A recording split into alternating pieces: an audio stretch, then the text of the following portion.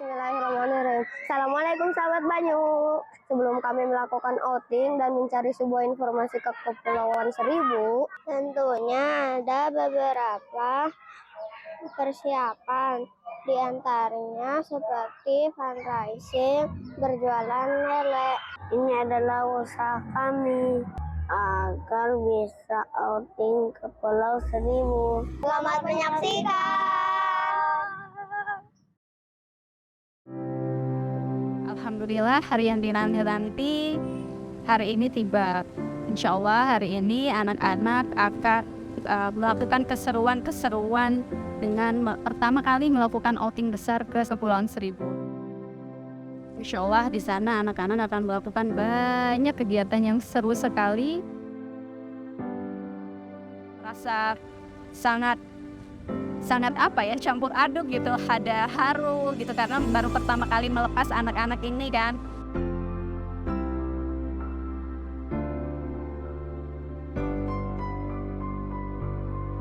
Dan yang paling penting di sana anak-anak akan belajar tentang kemandirian, akhlak, kerjasama, dan juga kerja tim ya. Semoga anak-anak, orang tua siswa, dan para fasil selalu diberikan kesehatan, perlindungan dari Allah Subhanahu wa Ta'ala. Berbicara mengenai Kepulauan Seribu yang memiliki bermacam-macam flora, fauna, bahkan lautnya yang Masya Allah indah, tentu akan menimbulkan kesan yang menyenangkan bagi setiap orang yang ingin berkunjung, baik untuk belajar maupun hanya sekedar berwisata. Alhamdulillah kali ini kami berkesempatan menambah pengalaman dan belajar mencari informasi langsung dari sumbernya.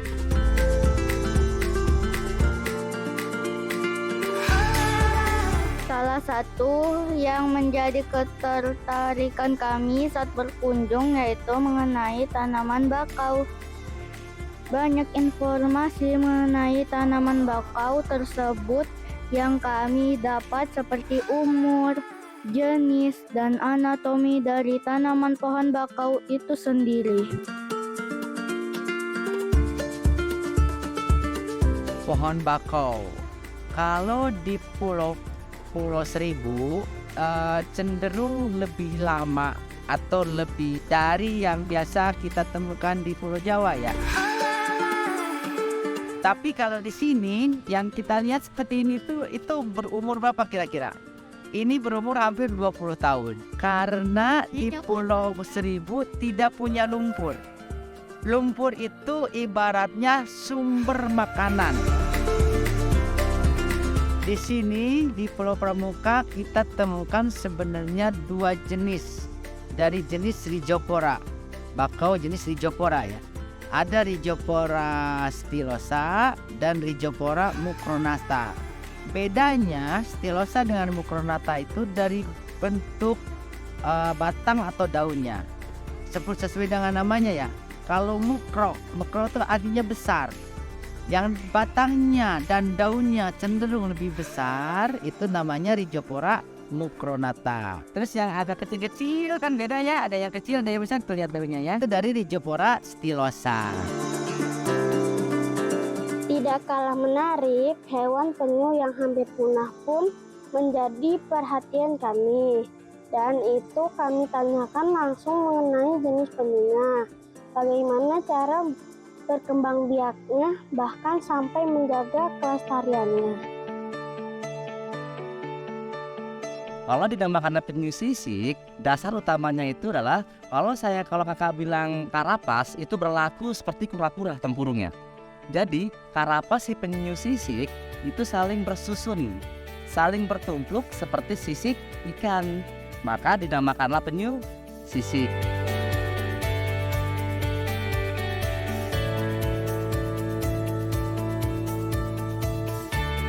Si penyu ini bisa menghasilkan telur itu dari 100 hingga 250 butir telur. Yang membedakannya itu adalah spesiesnya dan usia si indukannya. Pertama, si penyu sisik sama si penyu hijau berbeda untuk jumlahnya. Ya, Nah, telurnya pun perbedaannya itu hanya di segi dari besar kecilnya si telur. Kalau si penyu sisik itu lebih kecil ketimbang si penyu hijau diameternya.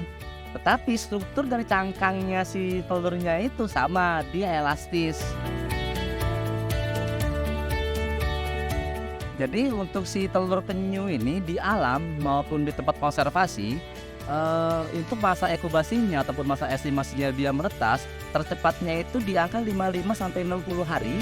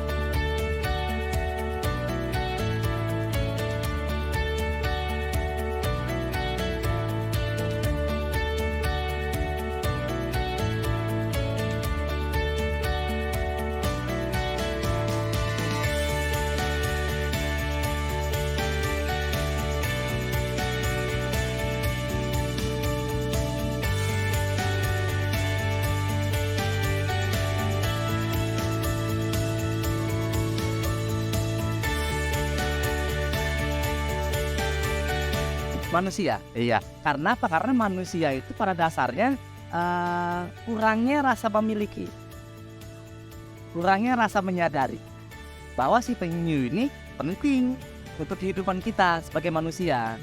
Memang secara umumnya si penyu ini tidak ada manfaatnya bagi manusia secara langsung, tetapi secara tidak langsungnya manfaatnya banyak.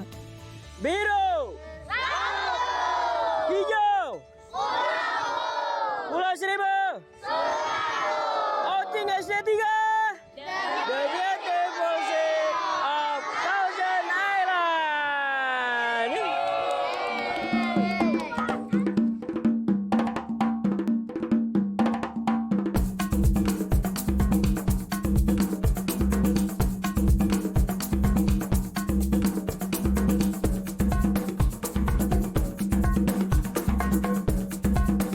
Pencarian informasi pun berlanjut.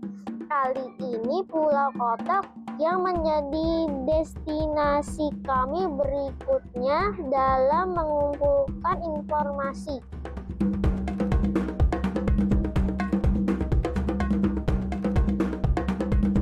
Kesadaran masyarakat Indonesia itu masih rendah atau masih kurang. Jadi banyak satwa seperti jenis elang bondol dan elang laut ini masih banyak yang memburu.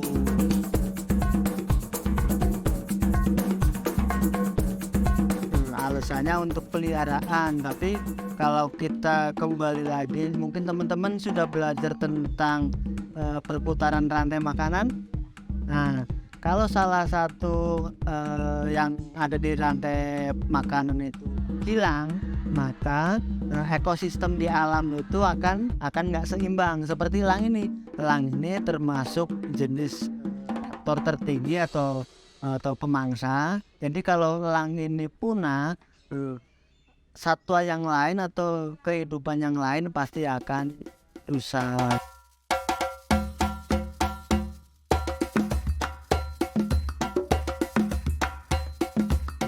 Beda dengan jenis elang bondol ini. Nah, kalau elang bondol itu termasuk satwa yang monomorfik. Monomorfik itu dia sangat sulit dibedakan antara jantan dan betinanya. Kecuali kalau kita tes DNA itu bisa dibedakan antara jantan dan betinanya. Jadi kalau dilihat secara kasat mata itu agak sulit untuk membedakan antara jantan dan betinanya, harus cek medis ini.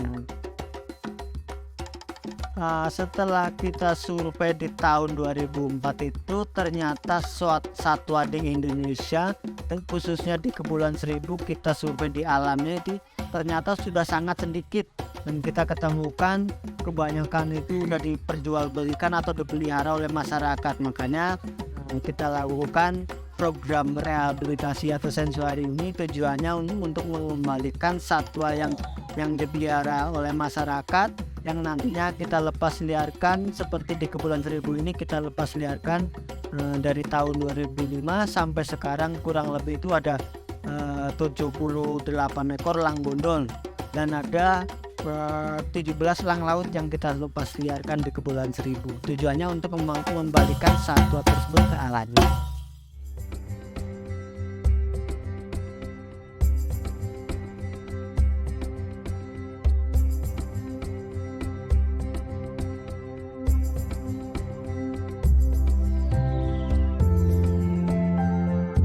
Sahabat Banyu, keindahan Kepulauan Seribu tidak habis hanya keanekaragam flora dan fauna saja. Namun, keindahan pantainya yang bersih menjadikan habitat bagi biota laut dan bahkan menjadi sumber mata pencarian bagi warga sekitar.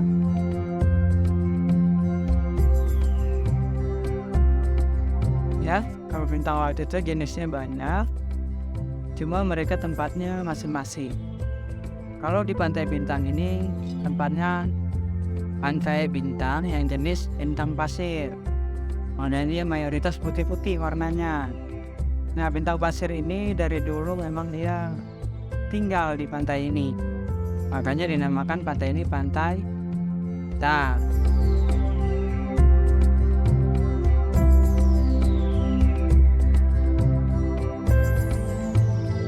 Jadi dampak dari wisata di Pulau Pari ini ya sangat menunjang perekonomian masyarakat Pulau Pari.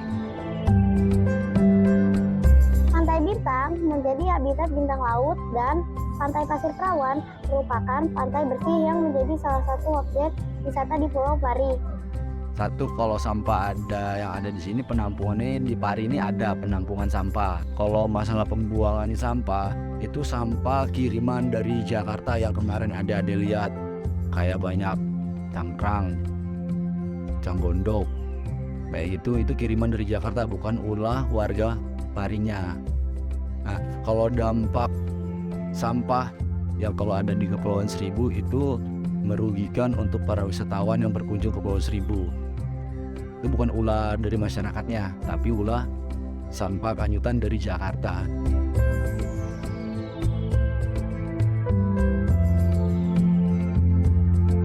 Di sini ada tempat kebersihan, orang kebersihan laut. Jadi ketika ada sampah di tengah laut, di sini ada tim pembersihan laut itu langsung mengambil sampah-sampah yang ada di laut itu dan nanti langsung ditaruh di tempat pembakaran sampah.